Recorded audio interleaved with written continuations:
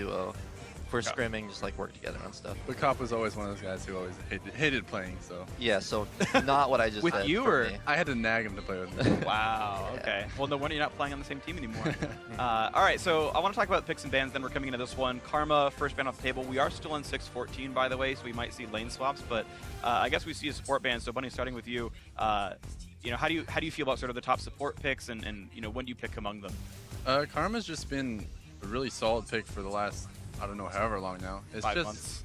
And especially these two guys, it's one of their favorites for sure. What makes you decide between choosing range support and tank support, other than just saying team comp? Well, they do offer pros and cons for sure. Like Braum, he kind of like passively loses every lane, but one gank, he just W onto a creep, flash auto, and they're instantly dead, and it can turn the matchup like crazy. So, however you look at it, I guess. All right, I guess that makes sense. So yeah, the tank support is certainly much more all-in focused and finding ways to make that happen. Now, Sivir off the table, Cop. Of course, you've actually been in these guys' positions, sort of reading the notebooks and telling your teams how to pick. When you come into picks and bans like this, I want to be careful because you're still an active coach, so I don't want to have give away trade secrets. But sort of what goes in your mind when you're sort of planning these picks and bans? Well, the Sivir is kind of expected. It's like one of the highest, I guess, priority champions right now for AD carry. And so now there's a little more emphasis on like Ashe. She's a little better here, which Turtle plays a bit. Same with Jhin. And so we'll probably see like that matchup or something here. Ashe Jin's really likely. Basically, the utility hype is still there. And then is this one Sona's? This is what? This is hot now picks, hot right? picks, so Okay. she's like only a little overpowered and not broken overpowered. Yeah, maybe we'll see some Soraka.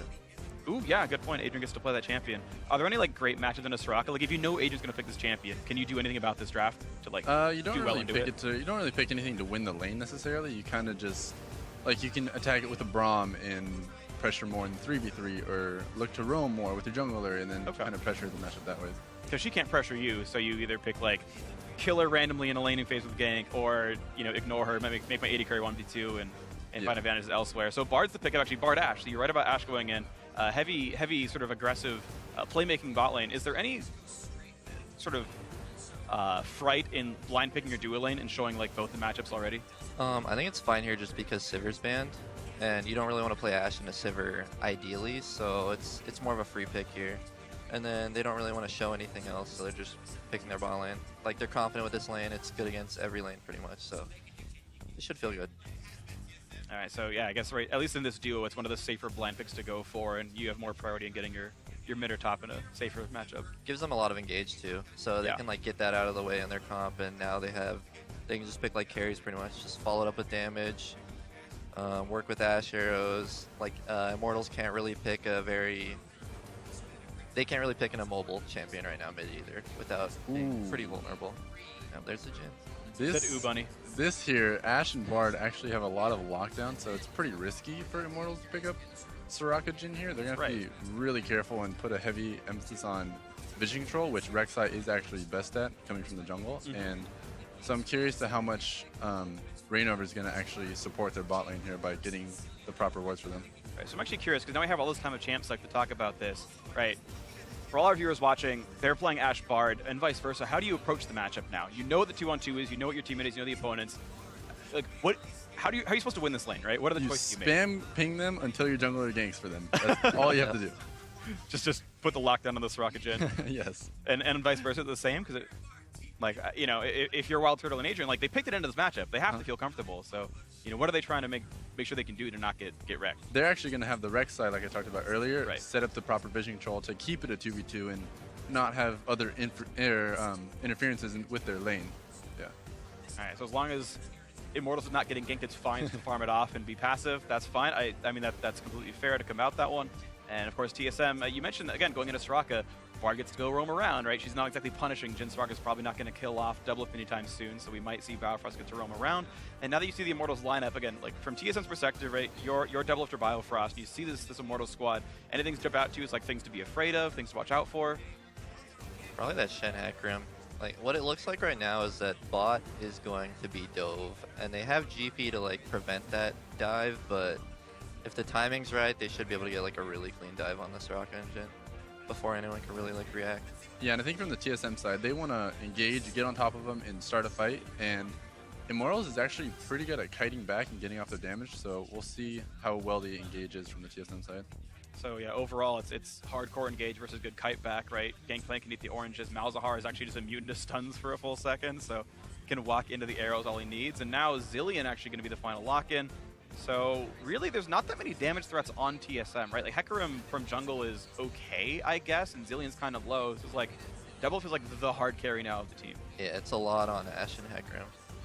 And then they like Immortals also has Malzahar to shut down Ashe, so it's not a lot of damage going to be coming out from them, or Hecarim, whichever one they choose. I think it's a lot on Reignover to like protect their bot lane if they want to get to like a later game, because Gangplank has a good lane top.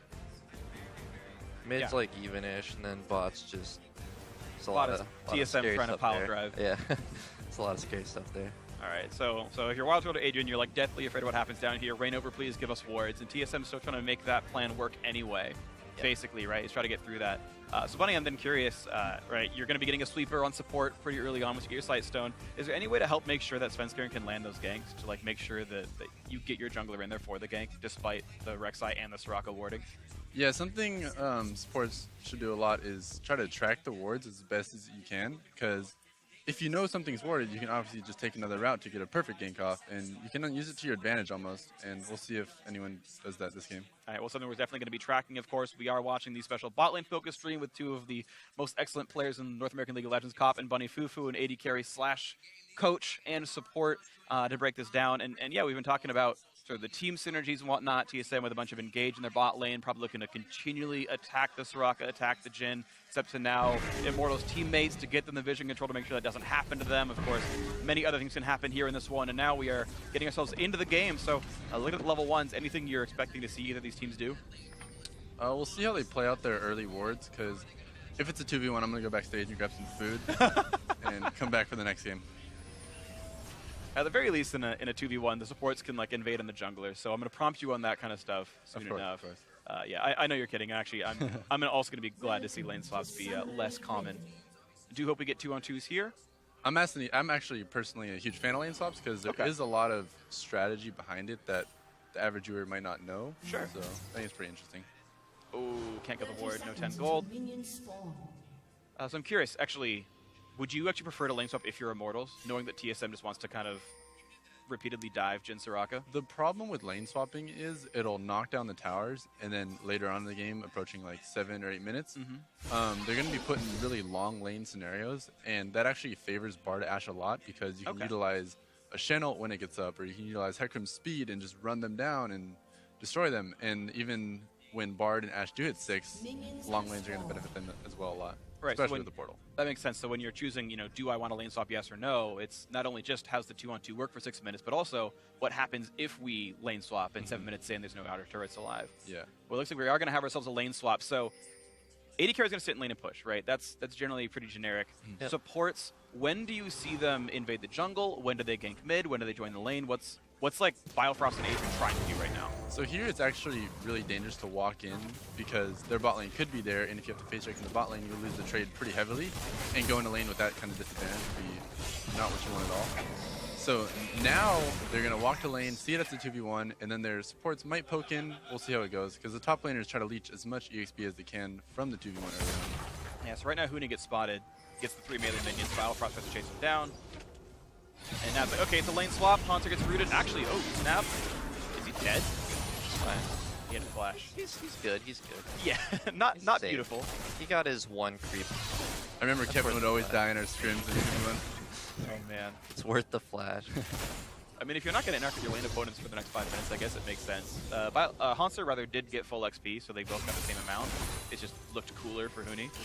Okay, so Soraka just got a deep trinket ward down, it looks like, or ran towards Krugs, and Biofrost is chilling on his turret right now. Pretty standard 2v1. Just TP to tower, take it, go to the next one. The problem with the support rowing mid, perhaps, because sometimes that does happen, or invading the jungle, it will slow down your tempo on hitting the tower, because you want to get as many autos off on the tower as possible. Yeah, right now you're seeing them dedicating a lot of their attacks on it. They're mostly giving the actual minion kills to the AD carries themselves, and they'll try to usually give solo turret gold to the top laner, which ends up being about an equal distribution of gold at the end of it. We'll see if that happens here. The turret's going to be going down at pretty similar times. It's down to 3v3. The jungler is still jungle through lane swaps. So basically no important decisions have been made by either support. They decided to make sure they took the Krugs and Grump, or the Grump on each side, and then me? So Adrian had to stay to kill the turret off. Getting that Soraka money. Yep. Soraka carry. Yep. Easy. Okay, so round 2 of the lane swap. If you're either team, do you try to match the lanes back up, or you just knock the other outer turret down again? There's a lot of risk with like trying to match lanes, just because your top laner gets kind of messed up there, just because he doesn't get the frozen wave, and so he's forced to like go across the map, past like his dead tower, into like the very scary area where like Rek'Sai could be there to like gank Shen, so they're just probably gonna take down towers. So there has to be some huge payoff for trying to match lanes back up because of how much you can set your top laner back. Fair enough. We are on round 2 of the lane swap, and you're right, they're not fighting each other. We are having the outer turrets go down once again. So then, talking about then sort of the wards, because right, they've come in. Both supports have pink wards. AD carries have their first rounds of items. What are they trying to accomplish now for the next, maybe 2 minutes? For now, they're really kind of just trying to keep up their speed that they have on the 2v1, because speed actually matters a lot, because it's gonna later on evolve into either better vision control or even maybe a dragon later on. So we'll see how that goes. Biofrost getting a deep pink ward down on the river, a trinket ward in the front of the red buff, so he's got pretty much good tracking if that top side map's going to get dove, right? So he's there to make sure that Doublelift is safe up there, Reynov's not getting behind him, and looks like very, very similar situations actually on the other side of the map. We just saw trinket ward get rid of the pink ward that Biofrost put down, and we're seeing here Svenskeren actually involved in getting more ward coverage on the bot side, and Immortals actually have less vision control, it feels like. This feels like less safe for them on this side of the map. Well, the thing is, with the vision control this early on in the game, you kind of have a general idea of where everyone is. Like, I know during lane swaps, it's constantly telling your mid laner, hey, hug this side of the map, because there's a 99% chance he's on this side of the map. So you get a pretty good general idea of where people are at the time. Sort of tracking what you expect the jungle pathing to be. Yeah, Sven also got the scuttle on bot dragons, or on dragons, so Immortals can't really do it safely anymore either, which is expected of them just because they started topside. Right, round 2 of the lane swap, you usually get that neutral objective afterwards. Yep. And yeah, he actually, I think he took a different path, so now he actually has full vision of it, has a pink ward there too. Here's the roam, TSM heading down to the mid lane, top lane's gone. Are they afraid of them doing dragon? Yeah, they're preventing dragon. Okay. Big. So the play was to roam mid, make sure it's reinforced. They didn't actually go for turret damage. Looks like tempo is more important to them, recalling and getting back to the lanes they needed to be in. Yeah, I think their primary goal was to stop the dragon, and they saw that they accomplished that, and now they're trying to keep their tempo advantage up. Okay. So Immortal sending the dual lane top side. Adrian actually walking mid. Is he trying to reinforce mid? Is he trying to get vision near that part of the map? I guess no sightstone yet, but he has a pink ward in his trinket. Definitely a path you can take towards, because he's going towards top side, so I know supports often in competitive just run right up through mid, and then they'll get wards around top side, and then just kind of hover that area, because who knows, if your mid laner gets into a fight, you can be there pretty fast, and it just gives a lot of benefits. We talked about these 6-minute long lanes having no turrets to run back to, right? So there's a ton of space to attack Adrian Wildturtle, and so Adrian spends that effort trying to make sure he has wards in that top river. Lo and behold, we're actually swapped again, and we're once again in a 2v1. Haunter's going to try to hide away from Adrian and co. Now we're just making the lanes even longer, so when they do meet up. So your 2's going to die now. All right, so we'll see a fight one day. We will see a fight one day. I mean, at least they're doing damage back and forth. And in either of your minds, is this any team trying to hide from the matchup still, or are they kind of just blind guessing and it just ends up being this way? They just want to be safe, pretty much. If they go against the bot lane, they'll be put in a kind of a sketchy situation. And the thing is, it goes back to what Cops touched on not wanting to put your top laner in that really difficult situation. Yeah, here's Doublelift. He's seen several people at top side, so he's actually able to solo push this turret down. There's actually not great vision, though. They haven't given him a lot of wards. He's using Hawkshot to make sure he's safe. Uni just lost a lot of CS, actually. He's falling behind now. He was late to the party. And Biofrost had actually recalled to reinforce Haunter under his own turret to make sure they weren't getting dove. But here's the roam, right? Walter to Adrian, shove top, they go mid with that. Yeah, this is something they do a lot. They look for more like the mid roams. The grouping is 4 here, so both teams they might actually fight them out. Yeah, TSM managed to rejoin Svenskeren. Okay, this is interesting. So basically Immortals, because the dual lane went topside and they kind of got stuck on that side of the river, TSM realized that they can't collapse a Cloud Drake. Your favorite. Hey, it got buffed. It's actually probably the best Drake now. I knew this was gonna come. Alright, I'm not gonna say it's the best Drake. You don't it's have to. alright. It's all right. I will accept now, it's all right. now the best Drake is fine. It's okay. Infernal's next? Mm-hmm. Okay. Wait, it doesn't say. Okay, there we go. Yeah. Yep. I think it was the marker on the side of the pit. Okay, so yeah, it's interesting because of course they're not really fighting each other, so it's hard to like come up with good decision points for both of these, or all four of these players. Anything you try to do when you're 2v1ing a top laner like this? Are you pulling over for a dive? Are you expecting the dual lane to show up? I think, wasn't GP freezing there somewhat? So they're just trying to so. bounce it back. You get it into the turret, right into the waiting Jhin and Soraka, it looks like. Shen's still freezing top. He's actually 6 now, so Doublelift's pretty safe. Would you actually try to pick a fight because of Shen 6? Even though getting clipped in front of you? He's probably sitting on like 1,000 gold, so maybe not. Yeah, literally 1,000 gold. You were exactly right. Nice. Yeah, look at this. Cop is a genius.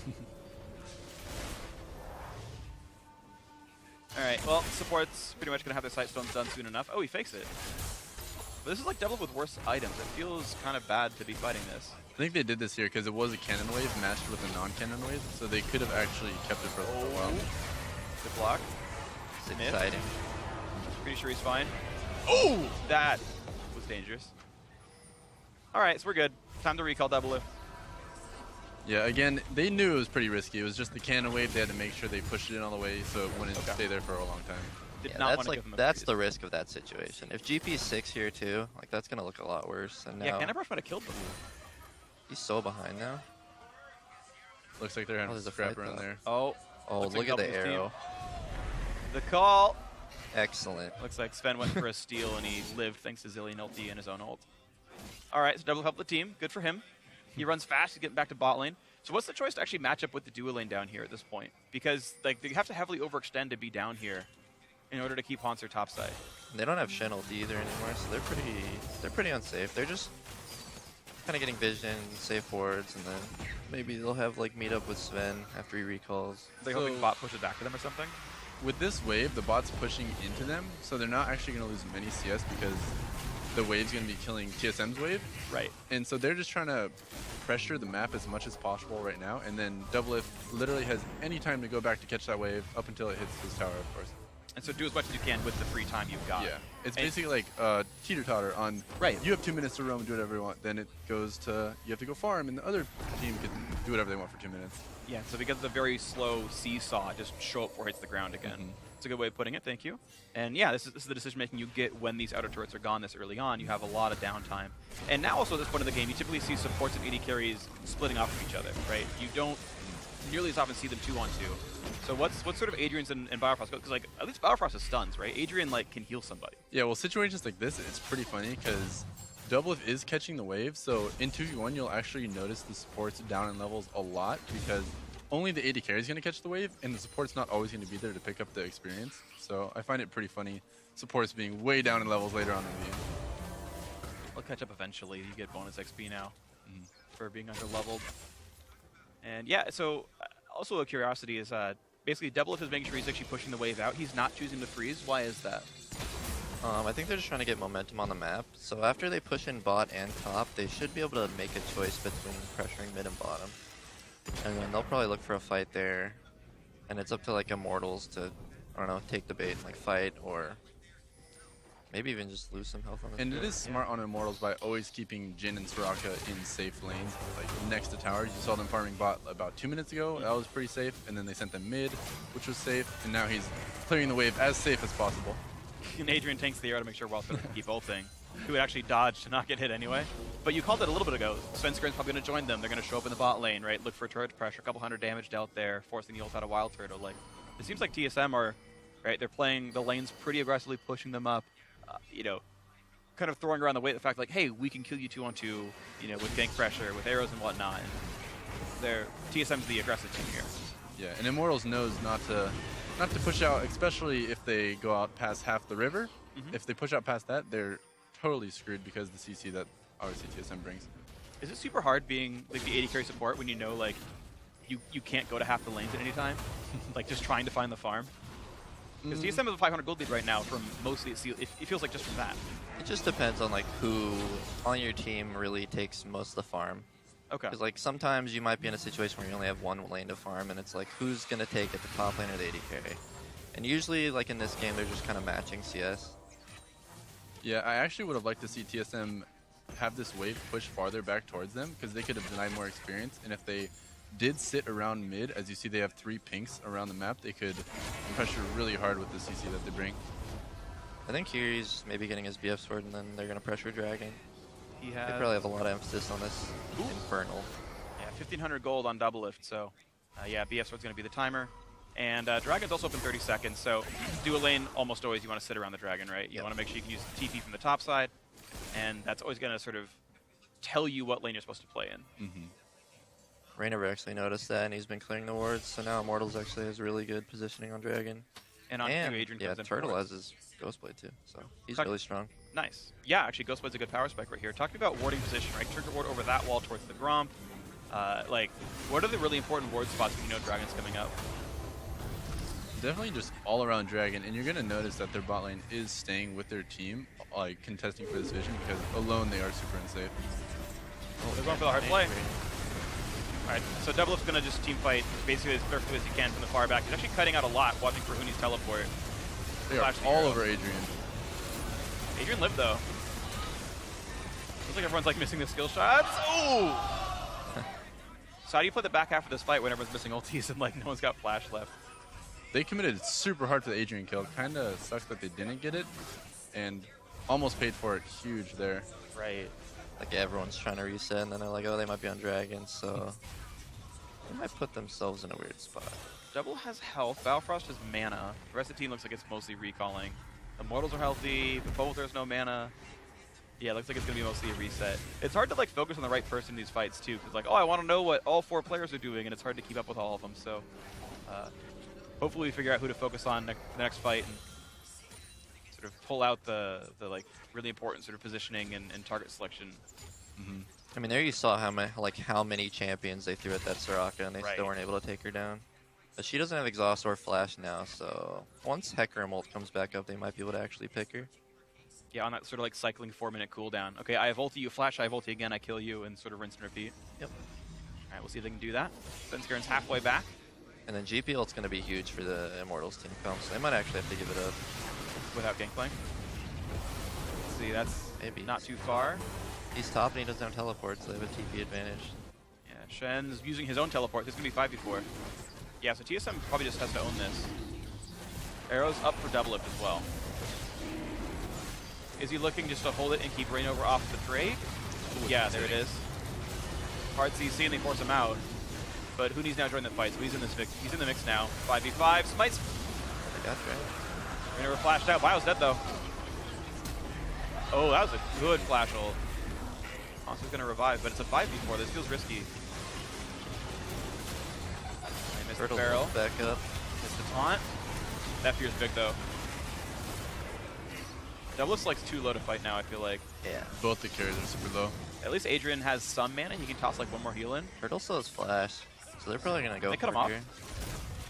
Just ran over the wall. That's a sick taunt. Kevin. Yeah, right? Oh, jeez. It's a GP ult. No one has any health left. I feel like Immortals has so much more health now because of the Soraka. These long fights actually do favor Soraka a bunch. Yeah, you wish they had... Oh, he's so dead. Blockable. Don't you wish you had Far Ocean up. Drake in this game?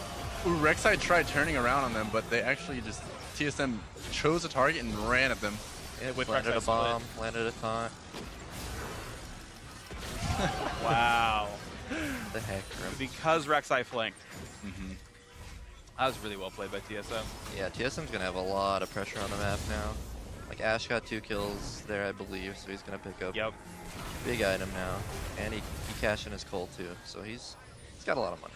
He's on the S3 for half a zeal, basically. Dang. If Rek'Sai did get that flank off, I think it would have been really beneficial for them. Let's take a look. Oh, this is So way they were all around. really low. Talk to me about like any one player and like every decision they're making, if you can.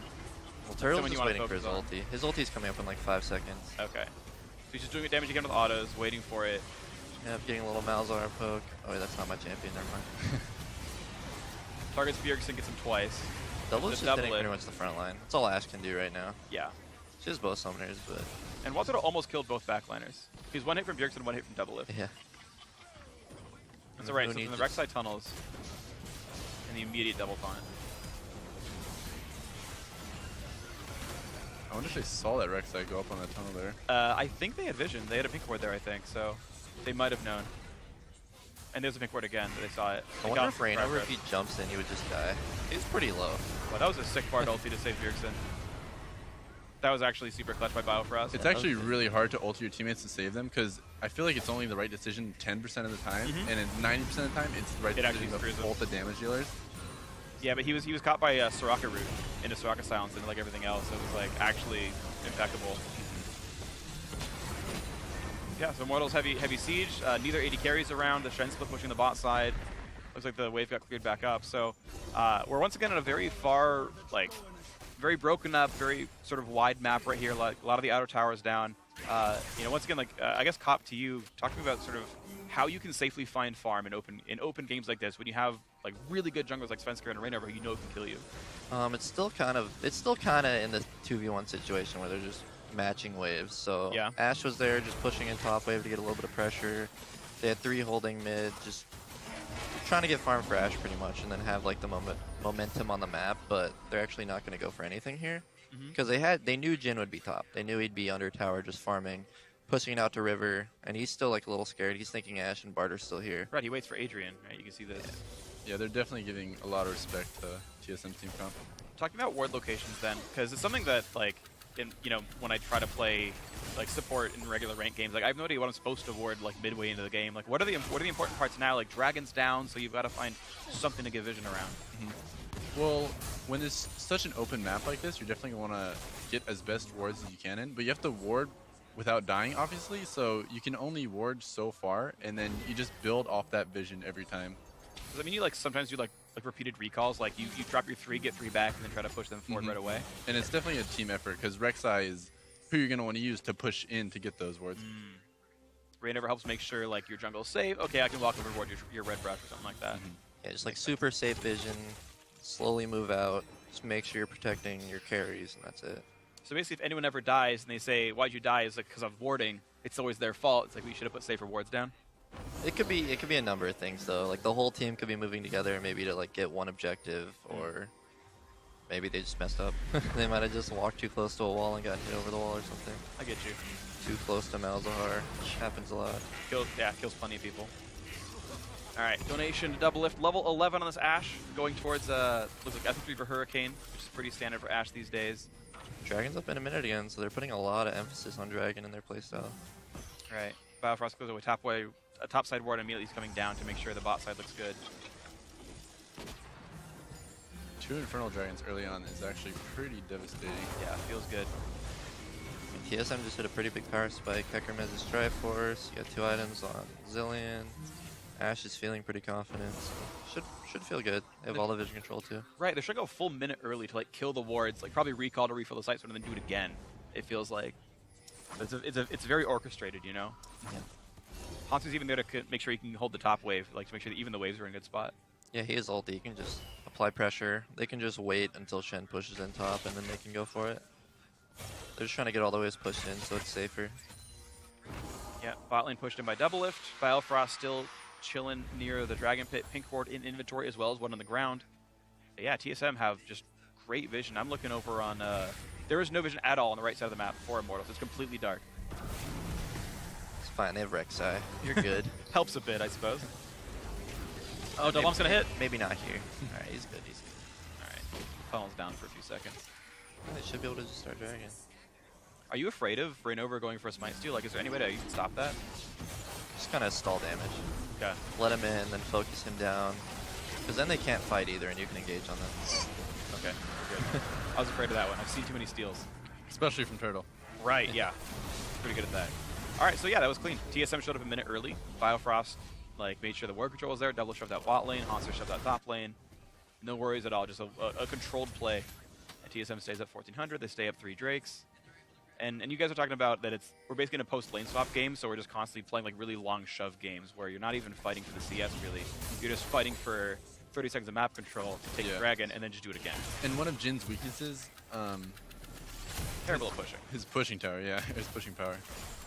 So how do you break this cycle as Immortals? Because it feels like they're just constantly like, well, TSM is to push in, and they make you afraid of the arrow, and then they take the Drake, and then just repeat every 6 minutes. You kind of just have to wait.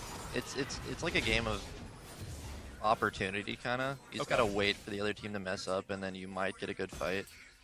And so both teams are kind of just playing chess here, like just trying to wait for the other person to make a bad move or something. We'll see if it happens soon enough. Junglers fighting, and that's, yeah, it's flash out from Adrian. Yeah, they Maybe might he look for shouldn't a have fight. fought Biofrost. Might look for a fight now. No Soraka flash. Right, Hecarim could just dive her and she's dead. I like what he's doing with the Bard ult too, by the way, because you can't actually just bluff and throw Bard ults out like nothing. In LCS, people are really panicky and they're like, oh my god, I need to flash this right now. And then obviously they flash, and then for the next team fight, it's going to be down. Right. Ooh. Yeah, it lasts for a minute still, Doublelift. Sorry, 6:14. It's not patch. good, Mal. Yeah, I think that was actually Doublelift playing a bunch of ranked games since the nerf and forgetting that you can't volley into R to stop Mal's. Doesn't seem like they're very comfortable in the Mal's. They figured out the counter pick, but still not playing You like Zillion into it? too well. Or is it- That's what I mean. It just kind of works well. You just Okay. ulti whoever he focuses, Alright, that makes sense. and then you can just do really long range attacks, stuff like that. Okay. So now we're into a mid lane sort of holding pattern. It's like a heavy siege on both sides. Heavy Jhin poke. No one's blocking for Bjergsen. Okay, there you go, Biofrost. Yeah, that's kind of what you want to do on Jhin also, and Soliki too. Like you just want to go mid whenever you have ulti and you're not really doing anything, and just use your Try to ultimate push to them off just the turret. push them off, get a little bit of damage, maybe get them to like half, Okay. then get it on the next run. So talk to me about sort of you're in this game and you know like Hecarim can hard dive, like Mal's can flash ult, things like that. When you're playing these sort of sieges as an AD carry, and they're both no mobility as well, right? It's Ashe and Jhin. How much liberties are you allowed to even take when you like, go for turret damage or go for poke? I don't think he's ever really safe to hit turret unless Bard ulti is down and then he has good wards. So there, it's like both of those were happening. He was on the right side of the lane. They had a pink ward below them, like 2 wards in the lane. He had a lot of people on the left side, so he was in a pretty safe spot. And then he didn't go for an auto with his auto attack. He just used ultimate. He doesn't want to put himself in too bad of a position.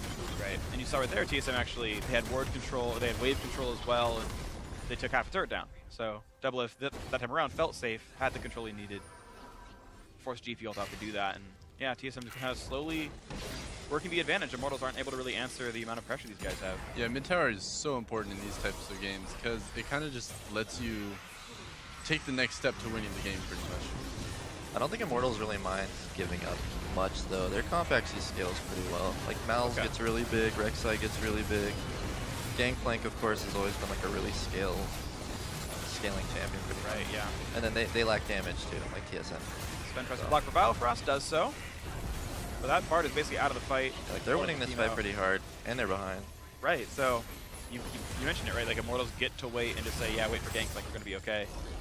TSM did not use many ults for this though, so maybe they can come back on it. Ooh, good kill on the barrel. That was close. And the taunt into all the damage, and the Ashe into everything. Just look at that. Ashe definitely doing a lot, but he's like the only real damage threat. Turtle got picked off by Sven. He actually didn't flash there either.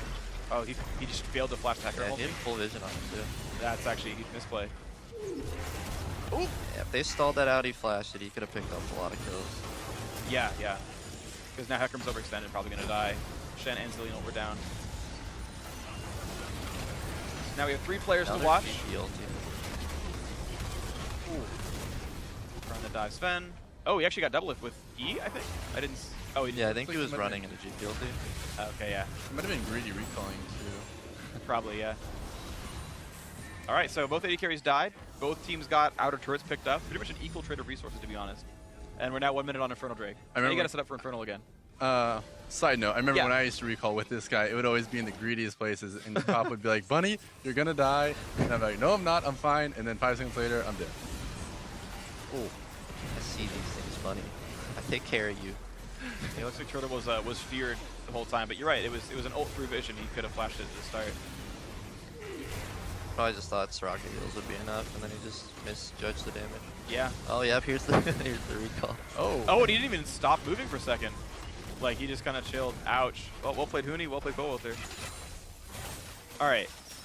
Once again, the game resets. We're 30 seconds from Infernal Drake, but this time around, like, Immortals got pressure on bot lane, right? Double has to clear all this stuff up. Biofrost is unsafe going to even ward right now, right? Like, how many wards can you really even... Good wards can you even get right now if you're Biofrost?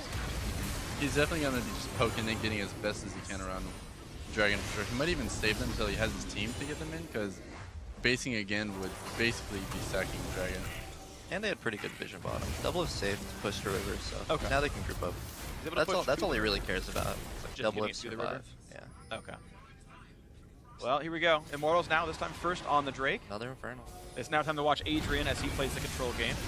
Pops a sweeper, tries to walk around, make sure there's no flank wards, looks like, for Hanzo to get to. They've got pink ward control as well.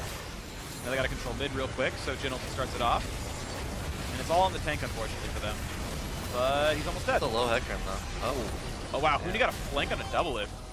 Yeah, that was huge. That's massive. That's the GP Jin right there. Jin just like zones them, pushes them back, and then GP just comes from the flank and ulties them. Nice. That was really well played. And Rainover even stole the big raptor with a Prey Seeker. So now you just feel good as Immortals, right? You took the fight in the mid lane, you made the flank happen.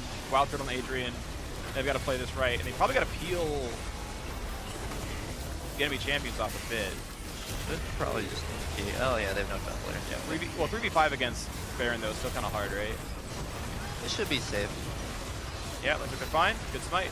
Well played, Immortals. But a chase too. Yeah, how good's their chase now? Jin hoping to land a W basically, right? Biofrost had a good stun there. So Yeah, that was can't get another kill. I think it was the lack of vision on top side is how the GP got the flank off on Doublelift. Yeah, they didn't see it coming, I don't think. It happens. They're all focusing on Jin ulti. Like that ulti just confuses you. You just have to run away. It does too much damage with this build. Like this build instead of the Essence Reaver one, which it just feels like it does so much more damage. It does. I mean, Armor Pet's a better stat than CDR for damage by a lot. Yeah, like these two items, your fourth stack is hitting for like 1200 damage. It's pretty busted. It's pretty high. They actually got their Dragon though. Right, yeah, triple Infernal. Basically, they just rushed down after the on the Baron recalls. Beat Immortals to it, but now you've got to like kite back because Genelton's back up again for Turtle. Biofrost, juke it! Easy. Yeah, so I mean, we got to start figuring out like how what these AD carries are sort of approaching in the fights. It feels like Wild Turtle's main goal is always #1 goal is land the ulti. It's just set it for the team, and then if you walk up for the cleanup, then okay, fine. But like all he's really doing in these fights is just R. It feels like. Is that accurate? Is that how you play Jin Cup? Pretty much. That's how I preach.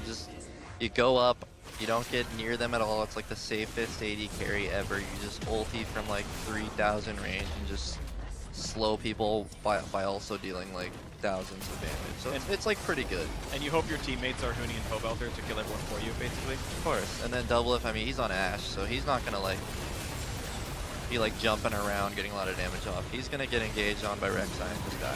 And he's just kind of hoping he can do enough. Yep, pretty much.